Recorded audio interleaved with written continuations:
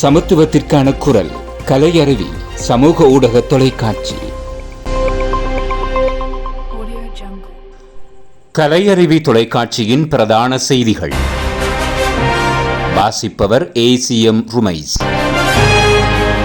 முதலில் தலைப்புச் செய்திகள். ஐக்கிய நாடுகள் அமைப்பின் இணைப்பாளர் ஜனாதிபதியுடன் சந்திப்பு. அரச ஊழியர்களுக்காக துணை நிற்பேன், ஜனாதிபதி தெரிவிப்பு.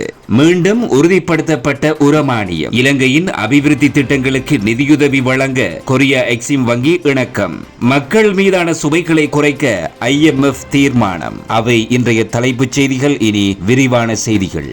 ஐக்கிய நாடுகள் அமைப்பின் இலங்கைக்கான இணைப்பாளர் மார்க் ஆண்ட்ரூ பிரான்ஸ் இன்று ஜனாதிபதி அலுவலகத்தில் ஜனாதிபதி அனுரகுமார திசாநாயக்கவை சந்தித்து கலந்துரையாடினார்.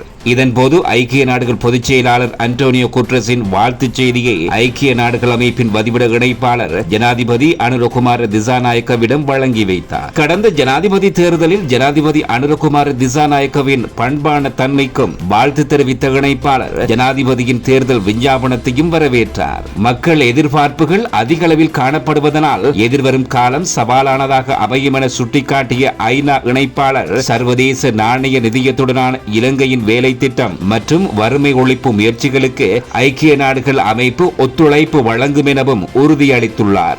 ஜனாதிபதியின் தேர்தல் விஞ்ஞாபனத்தில் குறிப்பிடப்பட்டிருக்கும் ஊழல் ஒழிப்பு திட்டத்திற்கு பாராட்டு தெரிவித்த மார்க் ஆண்ட்ரூ அந்த முயற்சிகளுக்கு ஐக்கிய நாடுகள் அமைப்பு தொழில்நுட்ப மற்றும் நிதி உதவிகளை வழங்கும் எனவும் உறுதியளித்தார். அதேபோல் சமூகத்தில் தேசிய சமாதானத்திற்கான புதிய அரசாங்கத்தின் பூர்வாங்க முயற்சிகளுக்கு பாராட்டு தெரிவித்த வதிவிட இணைப்பாளர் ஒவ்வொரு தரப்பினருக்கு மத்தியிலும் நம்பிக்கையை கட்டி எழுப்புவதற்கான ஜனாதிபதியின் அர்ப்பணிப்புக்கும் பாராட்டு தெரிவித்தார். அதேபோல் நாட்டுக்கு நிலையான சமாதானத்தை உருவாக்குவதற்கும் ஐக்கிய நாடுகள் அமைப்பு முழுமையான ஒத்துழைப்பு வழங்கும் எனவும் அவர் உறுதியளித்தார். வினைத்திறன் மிக்க ஜனரஞ்சக அரச சேவையை உருவாக்க தம்மை அர்ப்பணிக்கும் அரச உத்தியோகத்தர்களுக்காக தாம் துணை நிற்பதாக ஜனாதிபதி அனுரகுமார திசாநாயக்க தெரிவித்துள்ளார். குடிமக்களுக்காக பாடுபடும் அரசு அதிகாரிகள் இதுவரையில் இடம்பெற்று வரும் பாரம்பரிய அரசியல் பழிவாங்கல்களுக்கு முகம் கொடுக்க வேண்டியதில்லை எனவும் ஜனாதிபதி தெரிவித்தார். விவசாய, காணி, கால்நடை, நீர்ப்பாசன, கடற்றொழில் மற்றும் நீரியல் வளங்கள் அமைச்சராக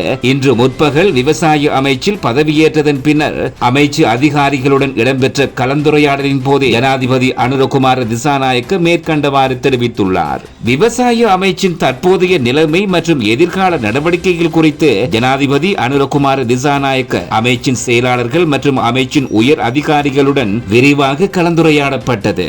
கிராமிய வறுமையை ஒழிப்பதற்காக விவசாய அமைச்சுக்கு வழங்கப்பட்டுள்ள பங்களிப்பு மகத்தானது எனவும் அரசு அதிகாரிகளின் செயற்பாடுகள் வறுமையை ஒழிப்பதா இல்லையா என்பதை தீர்மானிக்கும் எனவும் ஜனாதிபதி சுட்டிக்காட்டினார். நாட்டில் இடம்பெற்று வரும் பாரிய மோசடிகள் மற்றும் ஊழலை தடுத்து நிறுத்துவதற்கு மக்கள் வைத்துள்ள நம்பிக்கையை காப்பாற்றுவதாகவும் அரசு உத்தியோகத்தர்கள் தமது பொறுப்புகளை உரிய முறையில் நிறைவேற்றுவதற்கு அர்ப்பணிப்புடன் செயற்பட வேண்டும் எனவும் ஜனாதிபதி அரசு ஊழியர்களிடம் கேட்டுக்கொண்டார். நெல் விவசாயிகளுக்கு ஒரு ஹெக்டேருக்கு 25,000 ரூபாய் உதவித்தொகை வழங்குவதாக விவசாய அமைச்சின் செயலாளர் MP NM விக்ரமசிங்க இன்று அறிவித்துள்ளார். ஜனாதிபதி அனுரகுமார திசாநாயக்கவுடன் இன்று இடம்பெற்ற கலந்துரையாடலின் போது இந்த தீர்மானம் எடுக்கப்பட்டது. இன்று காலையில் ஜனாதிபதி விவசாய அமைச்சுக்கு விஜயம் செய்து அதிகாரிகளுடன் மீளாய்வுக்கு சென்றார். விவசாயிகள் உரம் வாங்குவதற்கு தேவையான தகவல்களை பெறுவதற்கு QR குறியீட்டு முறையை அமல்படுத்துமாறு அறிவுறுத்தினார். அது நிறைவு பெற்றதும் குறித்த தொகை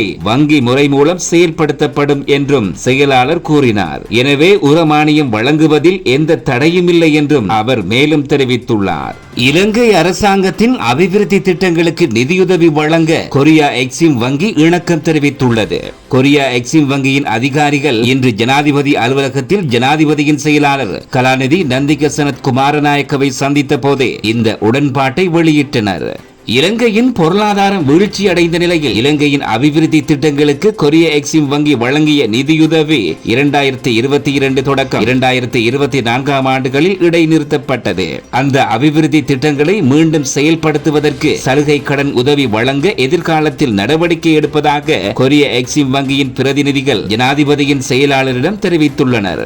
எதிர்காலத்தில் இலங்கை அரசாங்கத்தின் பொருளாதார ரீதியில் பயனுள்ள வேலை திட்டங்களுக்கு நிதியுதவி வழங்குவதற்கு தாங்கள் எதிர்பார்ப்பதாக கொரியா எக்ஸிம் வங்கி பிரதிநிதிகள் வலியுறுத்தினர்.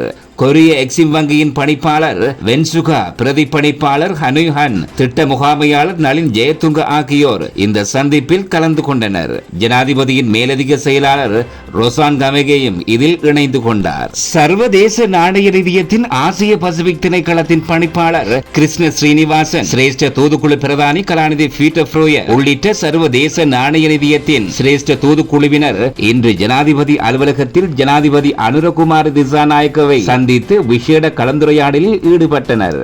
மத்திய வங்கியின் ஆளுநர் கலாநிதி நந்தலால் வீரசிங்க, திரைசேரி செயலாளர் மஹிந்த ஸ்ரீவர்தன, கலாநிதி ஹர்சன சூரிய பெரும மற்றும் ஜனாதிபதியின் சிரேஷ்ட ஆலோசகர்களான பேராசிரியர் அனில் ஜெயந்த மற்றும் துமிந்த ஹுலங்கும உள்ளிட்ட இலங்கை பிரதான அதிகாரிகள் கலந்து கொண்ட இந்த சந்திப்பில் சர்வதேச நாணய நிதியம் மற்றும் இலங்கை கிளையில் செயற்படுத்தப்படும் தற்போதைய திட்டம் குறித்து மீளாய்வு செய்யப்பட்டது. சர்வதேச நாணய நிதியத்துடனான வேலை திட்டத்தின் நோக்கங்களுடன் கொள்கை அளவில் அரசாங்கத்தின் பரந்த உடன்பாட்டை மீண்டும் உறுதிப்படுத்திய ஜனாதிபதி மக்கள் மீதான சுமையை அகற்றுவது தொடர்பான மாற்று வழிகளினூடாக அந்த நோக்கங்களை அணுகுவதன் முக்கியத்துவத்தையும் வலியுறுத்தினார். அதிக வட்வரி மற்றும் வருமான வரியால் பாதிக்கப்பட்ட மக்களுக்கு நிவாரணம் வழங்க அரசாங்கம் திட்டமிட்டுள்ளதாகவும் ஜனாதிபதி அனுரகுமார திசாநாயக்க சுட்டிக்காட்டினார். சர்வதேச நாணய நிதியத்துடனான வேலை திட்டத்தின் இலக்குகளை அடைவதற்கான தற்போதைய ஜனாதிபதியின் அர்ப்பணிப்பை பாராட்டிய சர்வதேச நாணய நிதியத்தின் பிரதிநிதிகள் இலங்கை அரசாங்கத்தால் முன்மொழியப்பட்ட மாற்று அணுகுமுறைகள் குறித்து கலந்துரையாடுவதற்கும் உடன்பட்டனர். அத்துடன் சர்வதேச நாணய நிதியத்திற்கும் இலங்கைக்கும் இடையிலான வேலை திட்டத்தின் 3வது மீளாய்வை ஆரம்பிப்பது தொடர்பில் இரு தரப்பினரும் கவனம் செலுத்தியதோடு எதிர்வரும் பொது தேர்தல் காரணமாக சில தாமதங்கள் ஏற்பட வாய்ப்புள்ள போதும் தடையின்றி இந்த பணிகளை தொடர்ச்சியாக முன்னெடுக்க நடவடிக்கை எடுப்பதாக சர்வதேச நாணய நிதியத்திடம் ஜனாதிபதி அனுரகுமார திசாநாயக்க உறுதியளித்துள்ளார். இத்துடன் இன்றைய பிரதான செய்திகள் முடிவடைந்தன.